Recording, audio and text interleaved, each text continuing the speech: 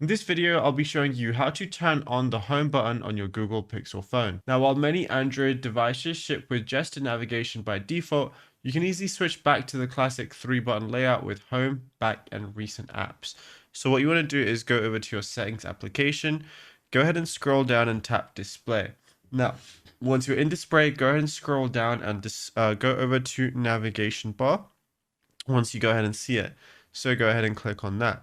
Now, as you can see, I currently have buttons already enabled. If you have swipe gestures enabled, switch to buttons.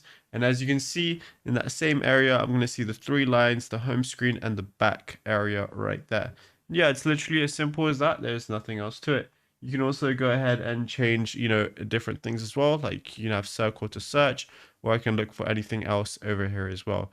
And yeah, it's as simple as that. Now, if you found this video helpful, be sure to drop a like and subscribe, and check out all our other tutorials that we've been posting on the channel as well.